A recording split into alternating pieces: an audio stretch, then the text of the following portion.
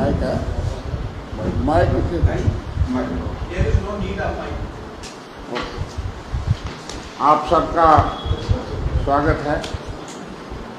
हमारे बीच में AICC से हमारे गेस्ट अनिल धोन जी हैं, लेफ्टिनेंट कर्नल रिटायर हैं, हमारी पार्टी के वरिष्ठ नेता हैं और इस मौजूद पे ये चर्चा करेंगे। उससे पहले यह है कि आज इंटरनेशनल लेबर डे है। आज के दिन को मजदूरों की स्ट्रगल सेक्रीफाइसेस को हम रिकॉग्नाइज करते हुए उसको पहले उस डे के बहता मजदूर किसान वो जो लोग देश के लिए पसीना बहाने वाले देश के निर्माता हुई कड़कती धूप में मुश्किल वक्त में वो लोग जो है वो अपनी पसीना देते हैं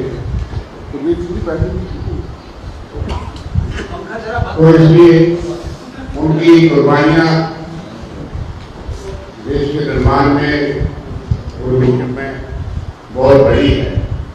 हालांकि इस सरकार ने तो लेबर कानून वो कमजोर कर दिए और लेबर का ख्याल नहीं रखा जाता, लेकिन वो मौजूद किसी और दिन के लिए आज मैं अनिल जी को प्रकाश करूँगा तो वो आपको साथ करेंगे। Thank you so much. आप सब लोग का बहुत बहुत शुक्रिया, बहुत बहुत धन्यवाद कि आप लोगों ने मेरे को यहाँ पर अपने समक्ष बोलने के लिए बुलवाया। जिस टॉपिक पे या जिस मुद्दे पे मैं आपसे बात करने जा रहा हूँ, बड़ा ही इमोशनल सा, बड़ा संवेदनशील वो टॉपिक है और वो टॉपिक है पुलवामा। 4 साल से ज़्यादा हो चुके हैं, लेकिन अभी तक ऐसा कुछ सामने नहीं आया कि हमारे शहीदों के बारे में कि ऐसी घटना दुर्घटना हुई तो क्यों हुई, कैसे हुई आदि का पता चल पाया। दोस्तों, मैं आपको एक चीज़ और बताऊं। उस दिन इन 40 के अलावा और भी कुछ हुआ। ये 40 नौजवान तो शहीद हुए, इनके साथ में शायद 40 बेवाएं भी हुई,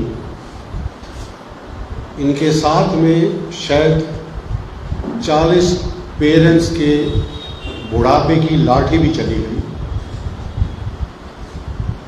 और यकीन मानिए कई बच्चों के सिर के ऊपर से उनके हाथ उठ गए। पेरेंट्स, वाइफ, बच्चे, इन तीनों कैटेगरीज के कहीं ना कहीं दिमाग में, दिल में एक हिस्सा इनका भी उस दिन मरा है। अगर आज हम ये बता पाए कि ये दुर्घटना, घटना, हादसा क्यों हुआ, कैसे हुआ, तब हम जाके ये यकीन कर सकते हैं कि अगली बार से इस तरह की कोई दुर्घटना हमारे सैनिकों के साथ ना हो पाए। ये चीज़ भी समय के साथ धीरे धीरे धूमिल होती जा रही थी। इंडियन नेशनल कांग्रेस बार बार इस चीज़ के लिए वाइट पेपर की डिमांड कर रही थी, लेकिन जब भूतपूर्व गवर्नर श्री सतपाल मलिक जी ने इस चीज़ को दोबारा से दोहराया और ये चीज़ उजागर की कि इस घटना का अंजाम जो दिया गया है उसमें सरकार की भूल चूक थी,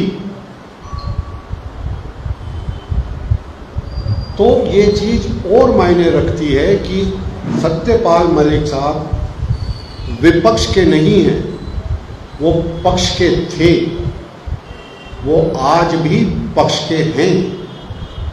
अगर वो इस चीज़ को कह रहे हैं कि इसमें सरकार से भूल चूक हुई है, स्लिप अप हुआ है, इत्यादि इत्यादि, तो उसका मायने बहुत गहरा है। हमारी जो रिक्वायरमेंट है, हमारी जो डिमांड है, हमारी जो रिक्वेस्ट है, हम जो चीज़ बहुत ही संवेदनशील और इमोशनल होके सरकार से रिक्वेस्ट कर रहे हैं वो यही है कि पुलवामा हादसे की इंक्वायरी का, इन्वेस्टिगेशन का रिजल्ट क्या है। अगर इनपुट्स थे 10-11 इंटेलिजेंस एजेंसीज के पास कि 300 किलो आरडीएक्स एक कार के अंदर 10-11 दिन से घूम रही है,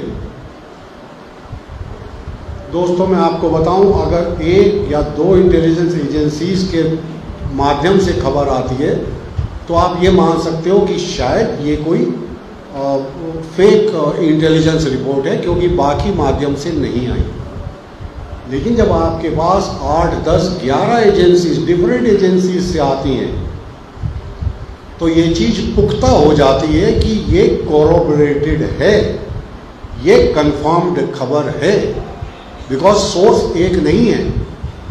और अगर इस चीज़ की खबर इन एजेंसीज में थी तो फिर कैसे हो गया कि जो आर्टियल रोड्स थी, जो पुलवामा सड़क पे, मेन सड़क पे आके मिल रही थी, उन सड़कों का सैनिटाइजेशन क्यों नहीं हुआ? उन गाड़ियों को जो साइड से आके, बाहर से आके मेन हाईवे पे मिल रही थी, उनको चेक क्यों नहीं किया गया? अगर किया गया तो क्या चेक हुआ? ये तमाम चीज़ भूतपूर्व गवर्नर साहब ने उठाई हैं। आप लोगों को मैं याद दिला दूं कि हमारे पूर्व सेना अध्यक्ष साहब जनरल शंकर रे चौधरी साहब ने भी इस मुद्दे को उठाया है। वो भी इस विषय को मानते हैं कि बिना भूल चूक के इतनी बड़ी घटना, दुर्घटना को अंजाम नहीं दिया जा सकता।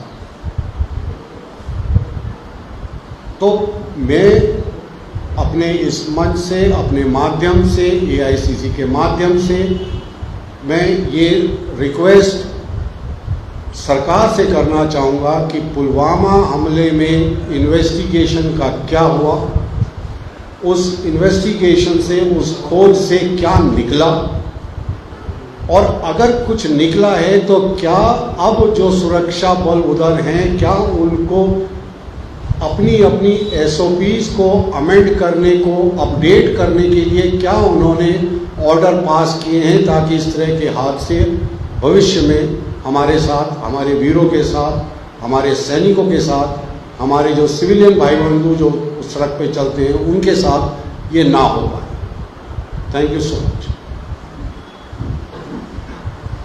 आपका क्वेश्चन